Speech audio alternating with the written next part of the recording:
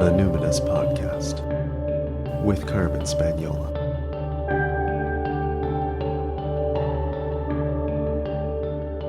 Hi there, and welcome to the Numinous Podcast, where we have interesting conversations with everyday folks about the mystery of life. I'm your host, Carmen Spaniola, joining you from the lands of the Lekwungen-speaking peoples. Those are the Songhees and the Esquimalt First Nations in what's recently known as Victoria, BC, Canada. I was so pleased to finally meet my next guest. She proved to be even more lovely and interesting in conversation than she already seemed to be in her social media presence. And isn't that such a relief where you're like following somebody and they seem so cool, and then you meet them in person and you're like, oh yeah, they're very cool. So Marika is as cool in person as she seems online. Marika Heinrichs is the daughter of German Mennonite, British, and Irish settlers to the part of Turtle Island colonially known as Canada. She is a queer, femme, somatics practitioner and facilitator whose work focuses on the recovery of ancestral wisdom through body-based ways of knowing. So this was one of the things that made me lean in even more deeply into following Marika online on Instagram. Her handle is Wild-Bodied Somatics. She was really, I've witnessed her kind of go from here's what somatics is, here's how we need to understand somatics in,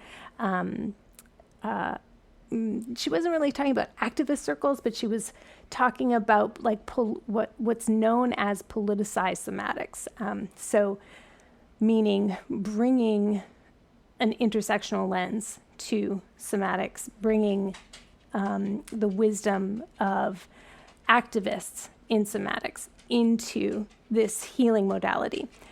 So she was really deepening online her inquiry into what does it mean to be a somatics practitioner as a white-bodied person? How do we honor lineage? How do we practice ethically? These are excellent questions, not just in somatics, but in many different therapeutic modalities. She's also challenging the appropriation and erasure of Indigenous knowledge in the field of somatics. So anyway, naturally, I was like, this is my jam, and was so delighted we finally got a chance to speak. Marika resides on Attawandaron, Haudenosaunee and Anishinabe territory, known as Guelph, Ontario. I really hope you'll enjoy this conversation. I know it provided food for thought for me. So Marika, what identities do you lead with? Well, I am a queer, femme, somatics practitioner, and I am also the granddaughter of Mennonite, German, Irish, and British settlers to this part of Turtle Island that is colonially known as Canada.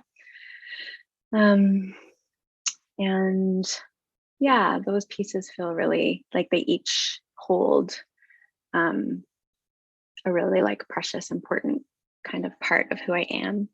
And they all kind of intersect, but are also important in their own ways. Yeah.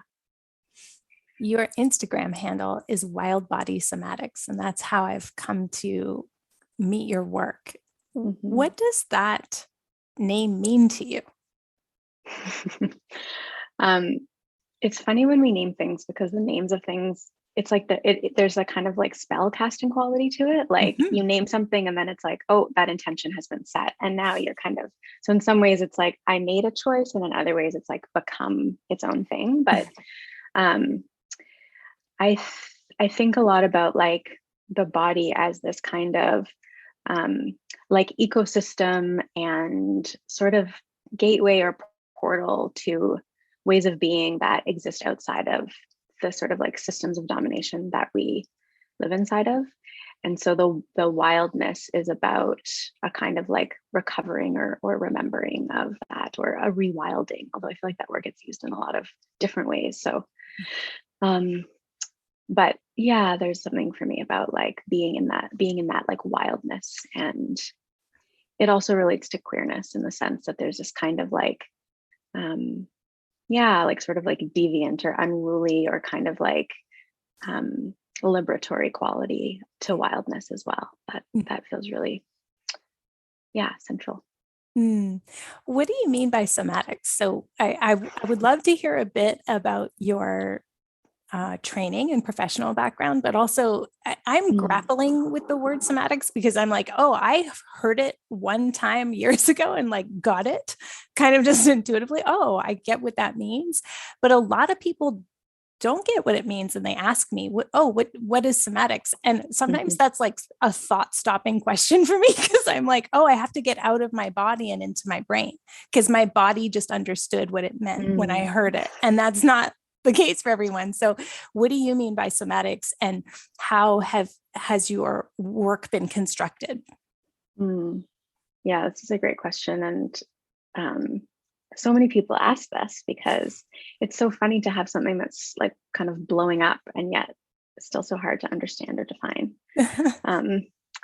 So I think about it in two ways. So the first kind of simple definition I like to give is like, somatics is kind of the intentional practice of bringing awareness to our embodied experience through attention, through sensation, through movement, gesture. And then I would also say through kind of like creative practices and really anything that like where we're bringing a conscious awareness of the embodied experience that we're having, kind of building those like links or neural pathways.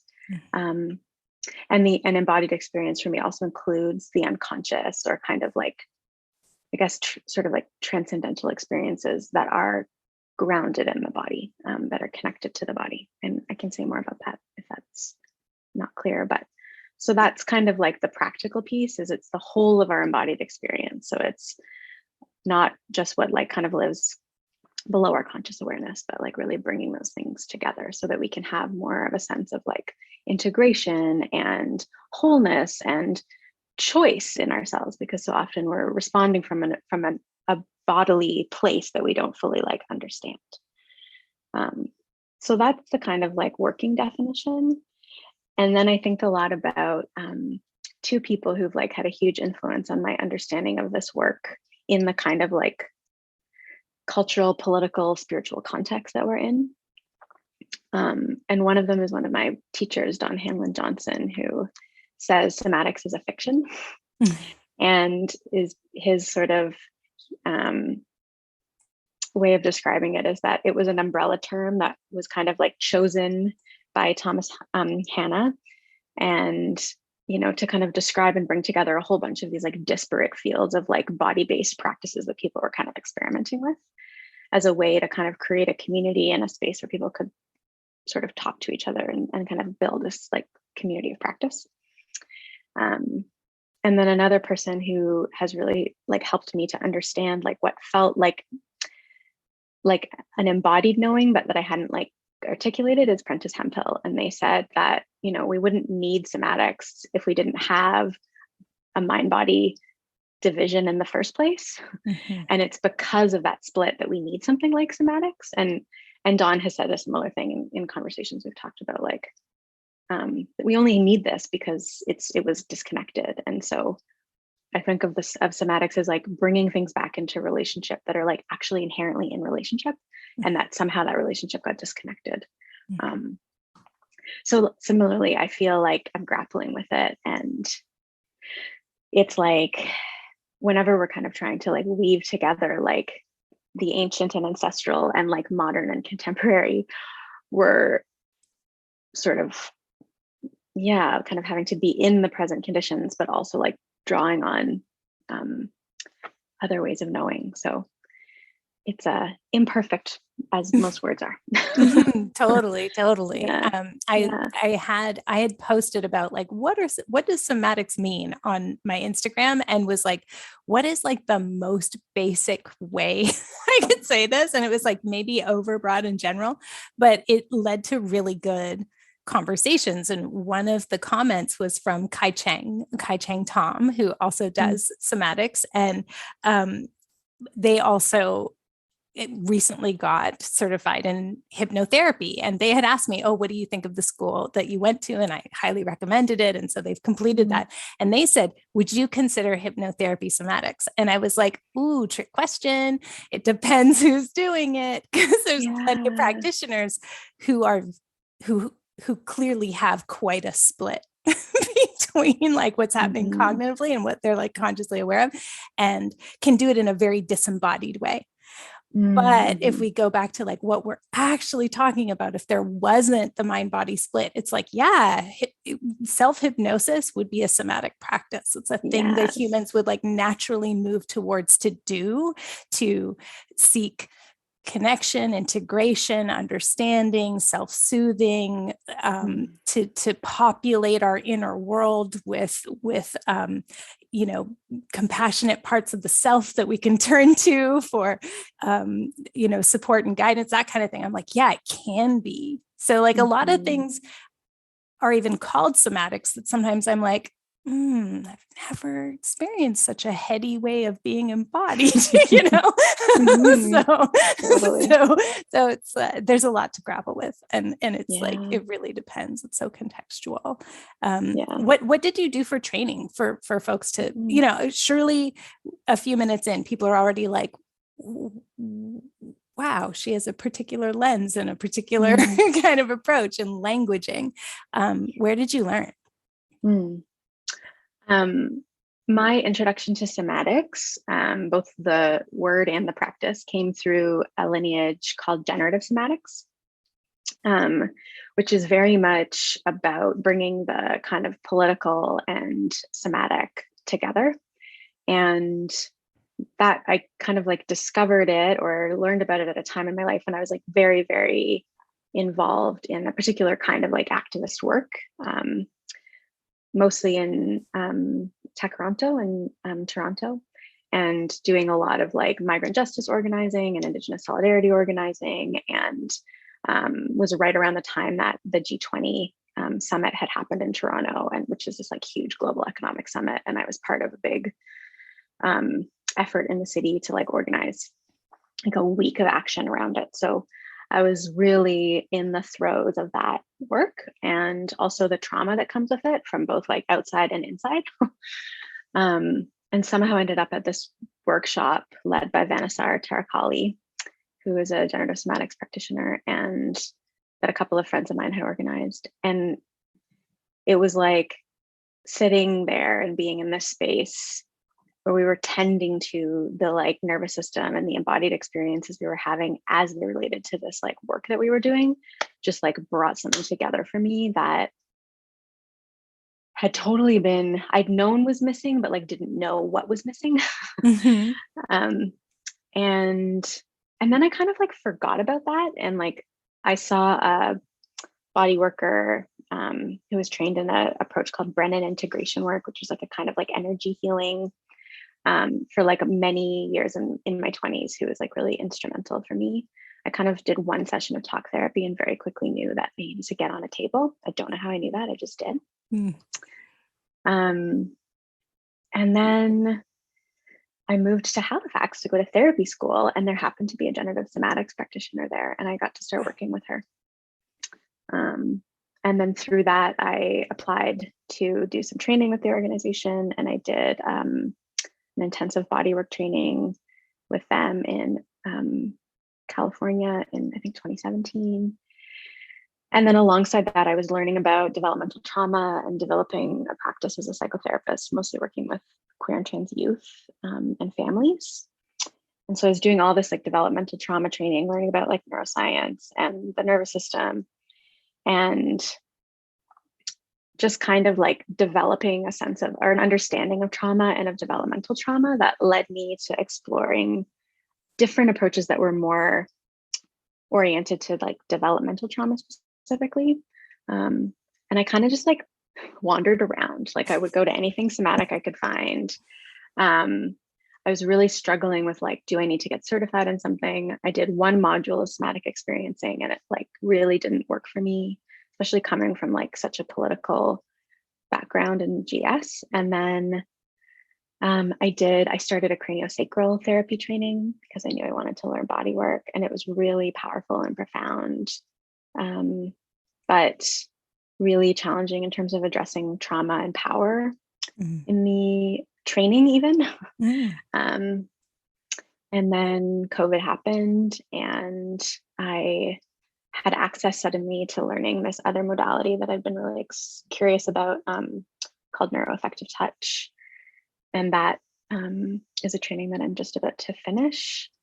And I became a focusing trainer early on in my therapy days because I'd grown up with a parent who was a focusing teacher. And it's a really beautiful lineage that felt really like it had a lot of integrity, and it felt really so complementary and supportive to all of the different kinds of work I was doing. So I've and then I started to do a PhD in transpersonal psychology and somatics, but I've basically never, one of my friends calls me a somatic therapy anarchist because I'm just kind of like, I don't want to hitch my wagon to any one thing. And the more that this work grows, the more it starts to feel like you have to kind of join this dogmatic kind of weird, I don't know, there's something about how you do one thing and uplift that one thing. And I just really like doing different things and bringing them together. Well, and there's a capitalist element here where you can only afford to do one thing because fuck's sake, they're so expensive. It's like, are you kidding? Wait, I just want to say I was the same with SE, somatic experiencing, where it was just like, can we talk about the cost of this program, please? And can we talk about the hierarchy happening here? And can we talk about the whiteness happening here? Anyway, so that, there are problems that I recognize a lot of people benefit from it. And I also think that it's really important to have a good foundation and all that stuff. It's good to go slowly, methodically, be all that stuff. However, expense, length of time, amount of investment of your whole life and identity does not constitute really even necessarily a thorough or excellent education, which anybody who's gone through any kind of, academic thing knows. Anyway. So, but what I wanted to say was, I love what you shared about generative somatics, because in 2007, I was at a thing called the Social Venture Institute, which is conscious business, conscious capitalism. That's when I believed conscious capitalism could happen. I didn't realize what an oxymoron it was, or I didn't realize what a sell job capitalism was and liberalism was trying to do. But at the time I was there at this conference on an island here in BC, Cortez, Hollyhock. And one of the panelists there was Adrienne Marie Brown. So it's a fairly, it's on a tiny island. There's 100 people. So it's you're pretty up close and personal. And she was talking about the ruckus society and sort of I don't know if they use the word somatic, but they were talking about embodiment, and particularly with protest and actions and what to do with your body before, during, and after, if you're going to put your body on the line. And so that's how I'd heard about generative somatics, or at least it was formulating. There was something happening. And so I was following them and on newsletter stuff and always was wishing there was training near me or close by. But then it was then I just forgot about it. I just forgot about it for 10 years or whatever. And then was oh, now I'm ready and I love it. I'd like to get in. And it was so hard to get in. And I was and also the way it was set up, it was not everybody should be taking it. And I was I'm a straight cis white woman. I'm not gonna vie for one of these super coveted spots, but I still was waiting for some offerings, and can't do it now, unfortunately. But it's I think it's really fabulous to name that this was a very important movement for a while there that really platformed and was holding down somatics before it got so, let's say, commercialized. Yes. Yeah, absolutely. Yeah. And there's so much I want to say like blood, sweat, and tears of like organizers and like specifically BIPOC practitioners and teachers and just like that has gone into that lineage, which like you often don't realize has informed BLM and like and like Surge and these like other like big movement spaces that like have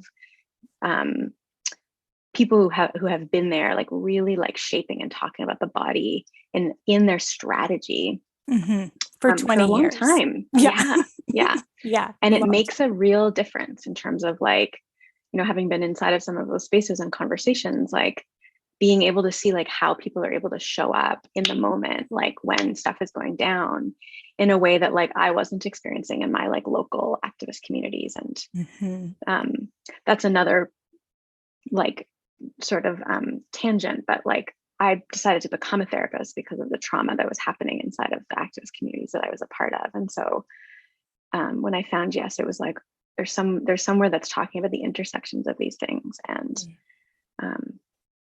and I think we have like there's much more happening in that conversation now. And Rest of Menicum's work has like added so much to that, and as well as like many, many, many other folks. But I think if we like look back on the work of like so many kind of like Black feminist theorists and writers like Audre Lorde and Bell Hooks and Patricia Hill Collins, like they were all writing about the body. They were all talking about the body.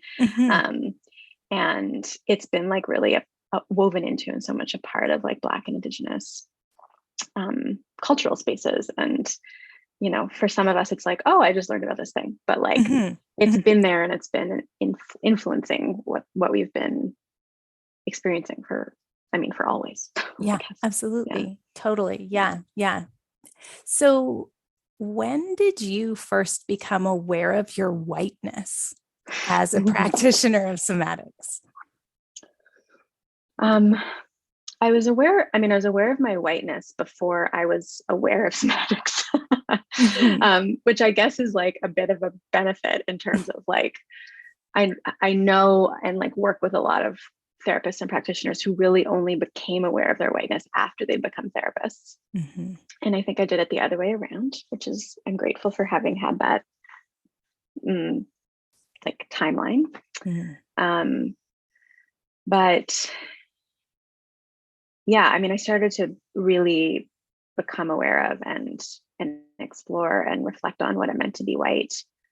And I think really explicitly, like in my early to mid 20s, when I was spending a lot more time in the Indigenous community and like learning from and listening to Indigenous people, specifically like the women's drum group from Grassy Narrows and folks at Six Nations, in kind of like this part of the province around Haudenosaunee and Anishinabe communities, and like just being really like, and also in grad school, like just really being asked and like nudged to kind of notice like who my people were and what was bringing me to this struggle, and being in relationship with like folks of color. And I could probably like trace it back to even earlier memories than that, you know, just like growing up in childhood. But I would say it was in some ways in generative somatics that I became aware of like what it meant to be white as a practitioner. In like moments in the training when we like really worked explicitly with race in the room, being able to like folks of color having the option to choose whether or not they wanted to like work with white people for specific practices, or the ways that we addressed issues of racism or anti-Blackness when they came up in the room. Like I was put into this position of like actually feeling whiteness in my body, which was like a very new experience that I'd been really craving and looking for, and like it had been so hard to find. And that was when I actually made contact with like how dysregulated I felt around in relationship to my own whiteness. And thankfully at the same time as learning that there was like something I could do about it. Thank God. But yeah, I would say it was in those training rooms and in like other just like, community spaces and moments when like whiteness would be named and just being like, I'm so like dysregulated, like I'm trembling, or I'm like shutting down, or I'm going into like a fight flight response, like and like thinking about how that showed up in my work as a therapist. Yeah. I want to amplify that piece for listeners and just how relatable that is, particularly those of us who are like north of the 49th parallel, because my experience of coming into confrontation really with my whiteness was the Truth and Reconciliation Commission public hearings. And, it's like one thing to read the books and have Indigenous friends growing up now I live in a city that I call segregated, but when I grew up in rural Canada, it was integrated. There was reservations on all 3 entrances to town. So like the Indigenous experience in contrast to the white experience was super visible. And we all went to the same school and like had to integrate, like it was, so there was awareness of my whiteness, but the dysregulation of it and trying to like keep my shit together in a public hearing of residential school survivors was like, oh, I need to actually get training. And that's when I was like, okay, now I'm going to get into somatics, because this I want to bring into the room of anything I'm doing. Public rituals. I was doing like rites of passage, collective rituals for adolescents and different things like that I was embarking on or thinking about leading quest. And I was like, okay, I need to be embodied differently so I can bring people in to sit with an elder who's probably going to talk about residential school. And like, I need to be able to hold that and help the white folks hold that. So I need training. So I similarly, but not as well, like everything kind of had to converge at the same time, where then I went into my somatics training and was like, oh, you all don't understand how unsafe this is. Like, I was like, no. So, and that creates a different kind of tension around critiquing a teacher, just like the awareness of power, rank, and privilege, and how even in quote healing spaces, whiteness is a motherfucker. To quote Desiree Adaway, like it's just like, like it was like, oh wow, I'm bringing it bringing awareness of whiteness and the white fragility in like the dysregulation of my somatics teachers was wild. I just want to name that. That's a thing that a lot of practitioners experience. If you like had a sense of whiteness before, and then you go into trainings and the practitioner who's teaching does not have awareness of their whiteness. Wow, that training does not inoculate them from getting totally dysregulated. No. You have to have a very particular kind of awareness of how whiteness is in the body and actually work with that. Yeah. So I have go ahead. I was just going to say, hearing you say that, I have this like vision, or like I want to be like, by the time I die, I want like every somatics training to acknowledge that somatics only exists because of white supremacy. Right. We would not need somatics without white supremacy. So if you're not naming it right away, that is like part of the invisibilization of whiteness, which I think is like 100%. What I'm hearing you say. Yes. So 100%. 100%. And may it be so. Exactly. And so it is. And so it is. So good. Yeah. So you have a program where you facilitate an exploration of somatic lineages for white-bodied practitioners. And this is where, I'd been following you on Instagram. I was like, yeah, this is my jam. I love these. Like the way she's articulating it is like different for me, but I totally like love, admire, props to what Marika's saying. And then when you were like, this is a course for people to explore their lineages, I was like, if only I'd had this 2 years ago, because it's so much nicer when somebody else holds the space for you instead of like grappling and having to like bump up against things that become negative examples, right? Like, okay, so I know what not to do. I know what not to do. I know what not to do. So can you share about how you developed that program and maybe a little more about why specifically? Yeah, thank you for asking that. Um, well, I I think I, and in my kind of like before life, doing more, I say like activist work. Like I still think of myself as like an activist and a troublemaker, but it's just in a different context. But I had like been given such a like the gift of such a like deep education about appropriation and um, where it comes from and what kind of like leads to it. And like more and more from, and like there are many things I love about GS, but even in that training, I was like, where does this come from? What is this? Who developed this? We're not talking about it. And that has since become a much bigger conversation in that community. But I guess it's, there's just like something to my nature where I always want to understand the roots of things. And that's always been like a tension for me in somatics. And so as I started to kind of like explore more about where practices come from, and I also want to say it was like very, very deeply influenced by the work of one of my mentors, Susan Raffo, who has written two pieces specifically kind of about, one really about the lineage of craniosacral therapy, and then another one just about in general kind of like a protocol for healers around naming our practices. So I started to just kind of follow the like suggestions that she outlined in those pieces as someone who practices in the lineage of craniosacral and then also in other things. And like, it just blew things open.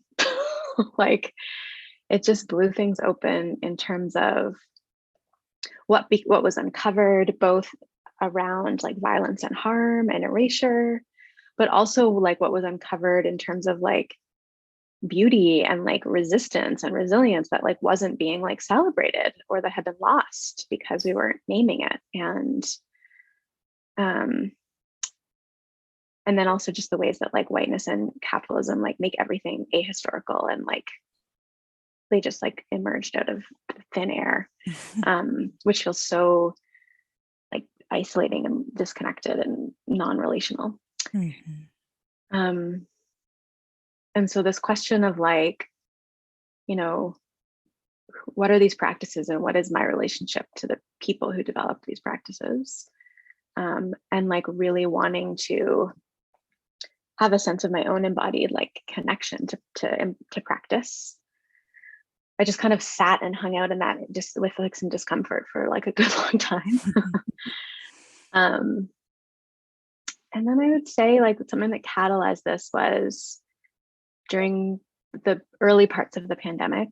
I stopped being able to practice yoga, which I'd been like doing for over like 20 years and like is very much in me and was really like such a saving grace in so many ways in my life.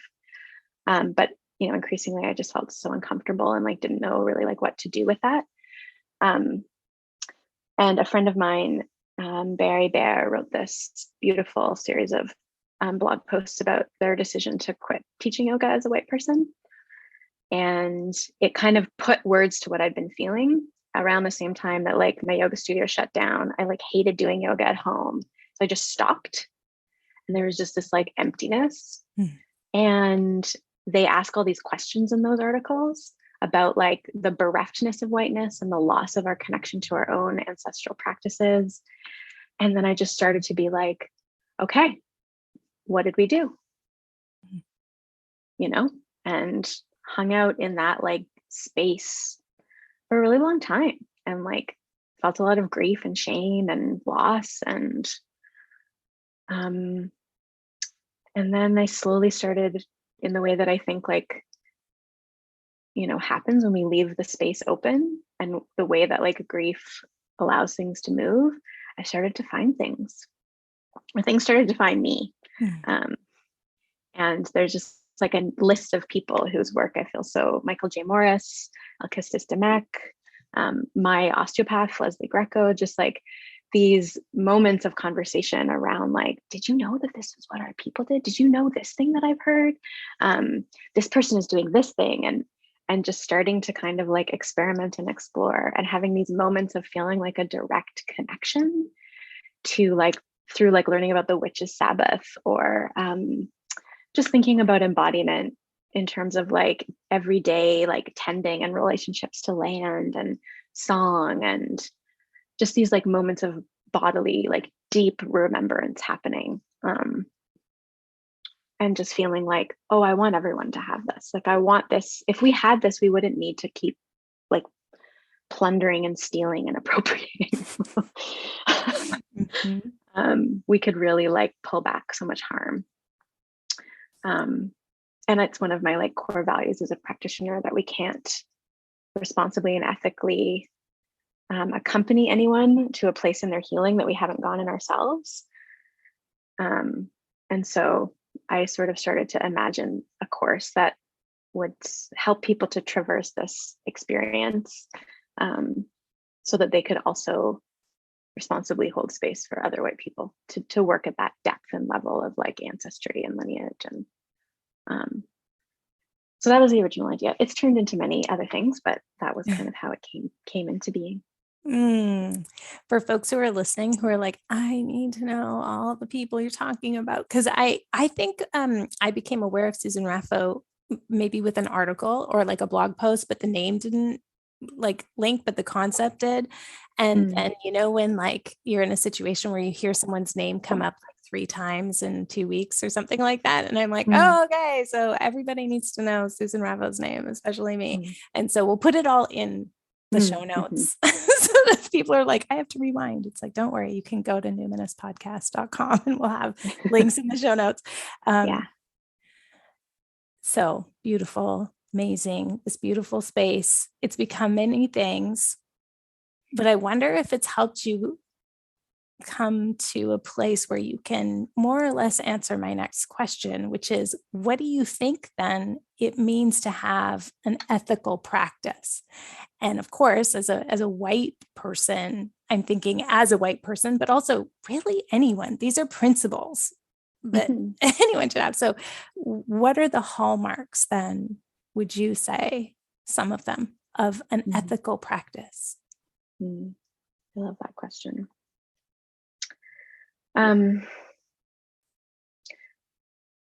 When we like look to the kind of mythology and cosmology of our ancestors as people in white bodies, there are these like protocols and lessons and stories that are embedded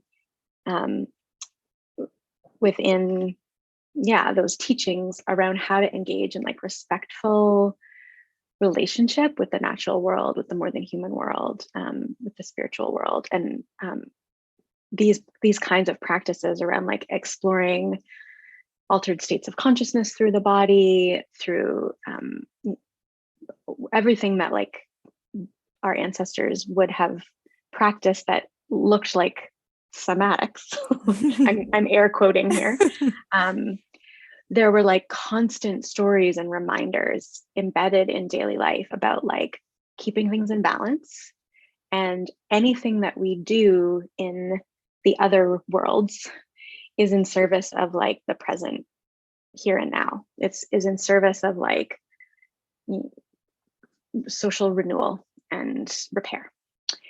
And the part of the violence of extraction and appropriation is that we take things out of all of that context.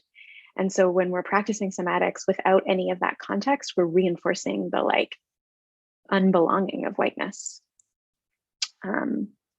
So I've been really, really into this article written by Robin Wall Kimmerer recently called The Covenant of Reciprocity.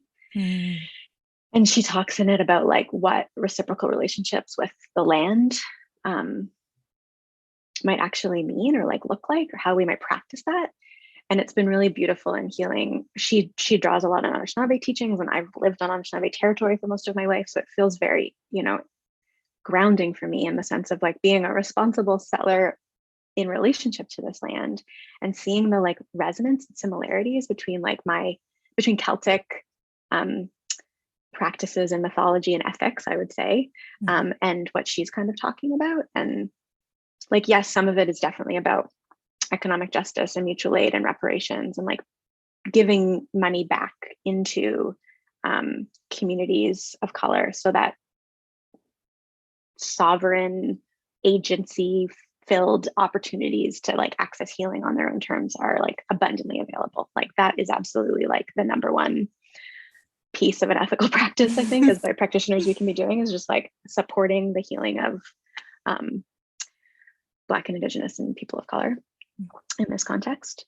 But beyond that, there's all these pieces around like asking permission, expressing gratitude, not taking more than we need, not taking the first or the last of something.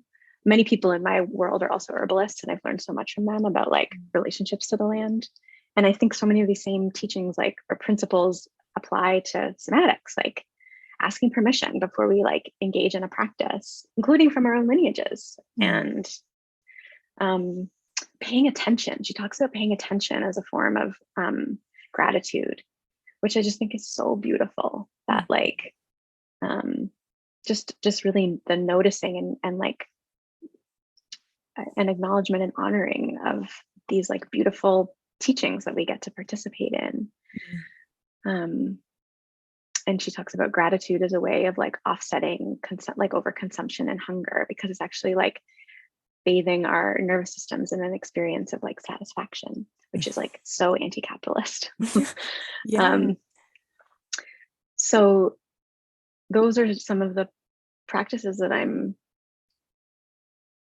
kind of envisioning and working towards, like acknowledgement and consent and gratitude and repair or reciprocity in terms of like financially and in terms of, I think also just like because so many of these practices are land-based, like they emerge from within a certain land base and context, there is a piece around like actual like embodied relationship to the land that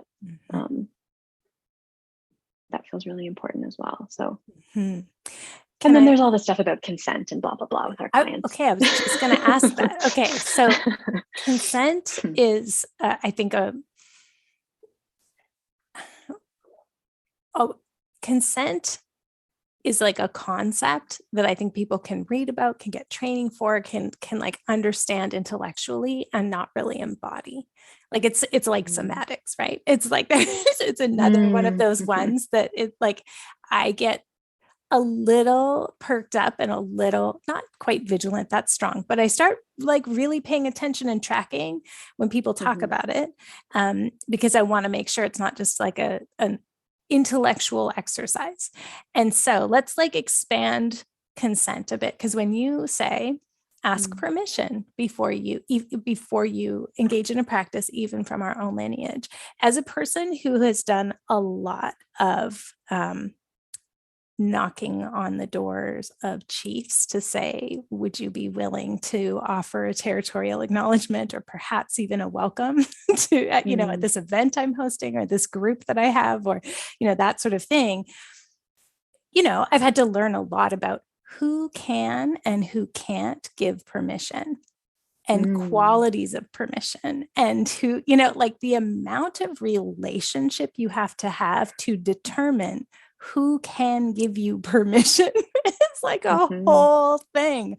And so I don't like have any goal or anything with this question other than to hear you jam a little bit on like, so who can give permission to a white person being like, oh, I want to engage. And we're, here in Turtle Island and what's colonially known as North America, we're diasporic. So when we're talking about going back to our ancestors who are, let's say, Northern European, many of whom were displaced 2,000 years ago, not 500, but like the Romans, like we don't know what was indigenous to us really. So like who can give permission? I don't have answers. I just have thoughts. I'm curious what your thoughts are. I don't have answers either. How do you grapple? How do you grapple with this question? Yeah. Partially what comes up as we're talking about this is two white people, which is one way of just describing us, is just like how this is part of the like this is part of the loss and the cost, right? Like that we don't know, that we don't have necessarily, like, we didn't learn those things, and that we're like out of relationship from any kind of like protocol or structure or system of like being mentored or eldered into knowledge about how to respectfully engage. Like that's, so we just really are figuring it out. And I have this post-it note on my laptop or on my desktop that I keep here that just says, doing what we don't know how to do. Which is a quote from a workshop that I did with Michael J. Morris. And it's where I think the body can really be such a tool, because the body can help us to like feel into that space of like, I have no idea where to start. It's like, there's just nothing. So yeah, I just like really like to name the nothingness, because that is us touching into like the experience of whiteness. And I think there's like different prongs to your question, because when we're participating across cultures where there's like especially a dynamic of like extraction and colonialism, then like, and there are still maybe like kind of like protocols in place for how to ask for permission, then we follow the protocols of the culture that we're engaging with. But if we don't have an intact culture of our own to engage with, then how do we do that? And you know, also knowing that like the spiritual kind of like ancestral healing community is like full of people who are like causing harm and exploiting their power. And so this is where like listening from our bodies feels really important. And so many of my herbalist friends will talk about introducing themselves to a plant and getting to know the plant like in a somatic and energetic way over time, and asking for permission before they harvest, and having like specific practices and around like how they harvest, what parts of the plant they harvest, and how much of it. And I guess that's kind of a similar way that I think about like, instead of just kind of being like, I'm Celtic and here's all, you know, there's so much that I can read about like my Germanic or Celtic ancestors that I feel no sense of in my body. Like I just can't feel it. It feels like interesting or cool, but like it doesn't mean anything to me. And so one of the ways that I have kind of engaged in this and that we talk about in the course is like listening for those moments when there's like a pull or a grab or an excitement or an image or an emotion, like something that is like, oh, this feels like I need to know about this. I need to learn about this. And that is a communication, you know, from like our people being like, we want you here. Like, this is a point to touch in. So yeah, from my personal experience, learning about this kind of like witches' Sabbath concept that was really like developed by the Catholic Church to kind of like demonize how like a pagan practice, most likely of Beltane or Beltane. But there was something about like, okay, people are dancing together, they're moving together, they're in their bodies. This was a practice that was specifically targeted. I need to learn about this. That like just kind of led me on this journey where I started to explore that through my body, like just listening and paying attention and reading and Googling and just like slowly pulling pieces together. And if people want to read more about that in detail, I wrote a blog post about it. It's on my website. But it's really like that. Yeah. It's really, that's why the embodied piece feels so important, because we can't do this through our heads only. We need our minds to help us discern, but it's like our bodies that will remember what our brains can't. Our bodies can remember further back. 100%. I really resonate with that. I want to circle back to something that I said, because I want to make sure that people, it's like, I want to kind of like turn on the ears to hear in a little way. When I say, Europeans were displaced, I'm thinking specifically of the Highlanders. a couple hundred years ago, but the Picts, the Brythonic speaking people, that's thousands of years ago. I'm not saying that to victimize white folks more than, say, Indigenous folks here who are more recently displaced. Let's just be very clear about that. That's not what I'm talking about. What I'm talking about is the actual nothingness that you're talking about, that it's like everything is just kind of a piecemeal kind of thing and like incredibly recent. So I just want to clarify that. The other thing that when you talk about like go to where the draw is, I'd love to share an example, which is that every spring for years, particularly acute in the last 10, I get this ennui, this wistfulness, and I start searching MLS, like realtor.ca, like the real estate listings for like real estate I could never afford in like the crappy hometown I grew up in. I now couldn't afford to live in because of, but I get this wistfulness and I get very emotional about when I look out the window and I see like buildings close up, that I don't have like a longer viewscape. And the more I was reading about the history of my Scottish ancestors in the Highlands and doing all the things of ancestry DNA and all that stuff, but starting to read particularly F. Marion McNeill, who's like one of my favorite Scottish folklorists, who was writing in the last century, who looked back at like, what did the Highlanders do for the wheel of the year? And she wrote about the Scots kitchen and all this stuff. And I would just cry about all of these markers every 6 weeks or so about what are we doing with animal husbandry. It was like, there's like something happening constantly with animal husbandry. And so then there's these like 4 times of the year that are really important, these quarter days like Beltane, like Samhain, and 3 of them are about animals. And what I realized that I wanted every spring was I wanted a viewscape of sheep and the sound of bleating in the gloaming. Like I could hear it in my head. I can see it. It's so vivid. It's like choking me up right now. And it took me years to realize like, oh, this is like a deep embodied rhythm I have never lived. And that's the grief of it. And so that is the piece that's like, oh, I don't come alive like this when I read about Freya and Frigg and Thor and Odin, even though if I trace back to where we were, there's like, oh yeah, there's a lot of Norse influence in the Highlands and the islands at this point. And then it becomes, I've taken a lot of Michael Newton's courses, maybe all of them, I don't know, on Highland history and Scottish Gaelic culture. But it's the physical response of ambiguous grief that's like, oh, that's the one. That's the one. I'm going to pursue that. The other things are interesting. And, when I study my Germanic, history, and I'm very particular, I don't really use the word Celtic because I think there is a kind of sort of like a second wave feminist converging on Wicca 80s commercialism that kind of took that into like Celtic women and Celtic this and that. It's like, I'm very particular about, so that's a language group and here's where they're from, or like, this is, and what are we talking about?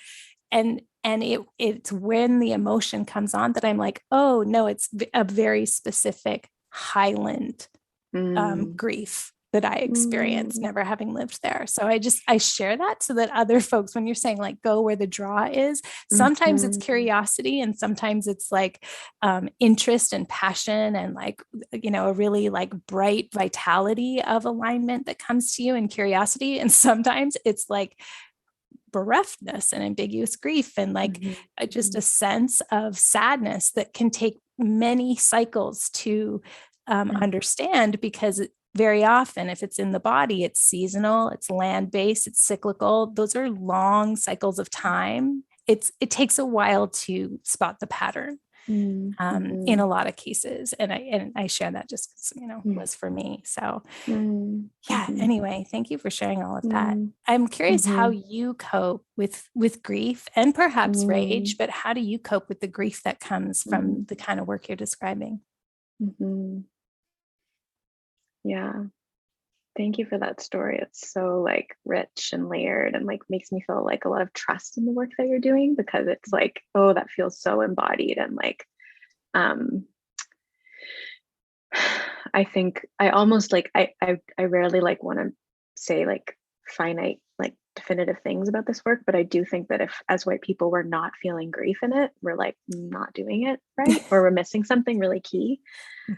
There's like a bypassing quality of, because when you reconnect with something that is so lost, you know, there's a joy and a relief, but there's also the grief of not having had it, you know. And yeah, and I have felt that like grief alongside the like excitement or reconnection. Like, I mean, it's almost always a part of it, I would say. Yeah. And I think maybe that's like, I don't know, part of my answer to the question, but something I think about a lot is like, how do we do this work responsibly in terms of like the conditions that we're in now? And, you know, there's one of the things that I think about a lot is like that phrase, like, we are the granddaughters of the witches you could not burn or something. And it's like, we are, but we're also like the granddaughters of like the people who burn the witches. And then we're also the granddaughters of the people who like came to like Turtle Island and like inflicted those same things on others. Like there's actually like a direct relationship between experiencing that and then reenacting it, which is very much like a nervous system response to like severe trauma, and which then turns into like severe abuse and violence. But my relationship to grief and rage is like, you can't not feel the grief. And I often find that rage turns into grief, like when it's given space. And grief work has become something that I just think of as like always alongside us in this, you know. And I know that there are like different practices in Ireland and in Italy and probably everywhere from some point in time around just like a regular recognition and marking of grief.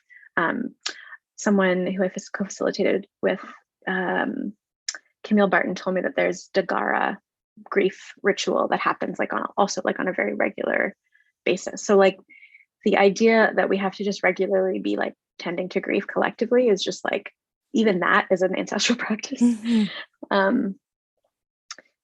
And yeah, I think like how we can kind of weave that in and like start to move some of that so that we can show up like more trustfully and impactfully in the work that we're like doing, whether that's in like multiracial spaces or in anti-racism spaces or whatever kinds of like this work needs to be in service of the, you know, of like social renewal and like the of collective well-being and collective liberation. It's not just to make us feel better.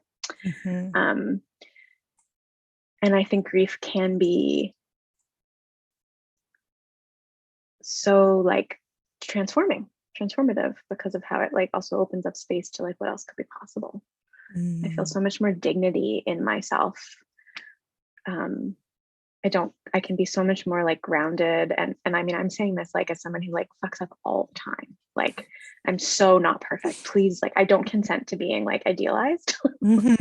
But like I have noticed that like since allowing myself to feel into that like nothingness or grief, that I can then show up more present and like grounded in moments of like acknowledging or addressing issues around like race or white supremacy, because I'm not like lost in the trauma vortex of it. And that kind of brings us back to the piece of where we started around like, I'm not as dysregulated around my whiteness, so I can be more intentional and choiceful. And I will be spending the rest of my life learning how to do that. It's like not ever something I'm going to figure out or get right, but that's okay, because that's like a fake thing anyway.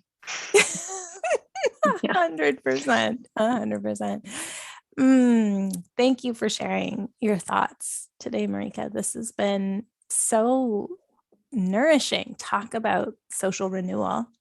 Like, let's just put it out here. Like, this has been good food. So thank you for serving up such goodness. I really appreciate you coming on the show. Thank you for having me and for this conversation. That was so generative for me as well. Well, there's a ton of links to all the great resources that Marika so generously shared. I've put them over in the show notes at numinouspodcast.com. Find out more about Marika's work at wildbody.ca. So great to finally get to speak with her. I bet if you're a practitioner in any helping field, you're feeling pretty inspired right now. I know I am. Like, meeting people like Marika makes me want to be a better human, for one, but it also just makes me happy that there are such great humans out there holding it down, especially in areas where I feel inadequate or behind or like, just not where I wish I was. It makes me realize, though, also how far I've come. And just, it's such a long journey to unlearning capitalist, imperialist, white supremacist patriarchy. And it's the work of our lifetimes as white-bodied people. So all my skin kin who are listening, don't despair at not having it all down pat yet. This is multi-generational work. We're hopefully going to take it forward by leaps and bounds. And for all the Black and Indigenous and people of color who are listening, I hope it provides a very tiny, small corrective experience to hear a conversation between two white-bodied people who really are grappling with the tough questions. So listener shout-out this week goes to the two folks in Arkansas who downloaded episodes this week. Thank you. I super appreciate it. I'm always just like bemused and kind of bewildered and enchanted that it's like, wow, people are downloading in just like random places. I've never been to Arkansas. I just love that we've crossed each other's paths and we're walking the path together a little bit. Thank you for spending time with me. Also, do you know each other? Because if you don't, you definitely should. Let me know who you are. I'll try to hook you up. If you are a listener of the Numinous Podcast from anywhere, you should definitely comment on one of my Instagram posts. Like any post. It doesn't have to be about the podcast, just anything. And if you're on TikTok, I am on TikTok. I am TikToking. I do the TikToks. I don't actually understand how to connect there yet. I'm just sort of stumbling around, but people are very polite and kind there so far. I really love it. But anyway, my point is, thank you, Arkansonians, for listening. And anyone who is a listener, I just totally delight in knowing that. So my Instagram handle is just my name, Carmen Spaniola. If you enjoyed the content of this episode, let me tell you, you will love the Numinous Network if you're looking for somatics. And I know you'll want to pre-order The Spirited Kitchen if you're interested in like animism, ancestral veneration, the seasonal activities Marika was talking about, like the Witch's Sabbath and the Wheel of the Year and all of that. Just check out my website, carmenspaniola.com, CarmenSpagnola. Until next time, take care.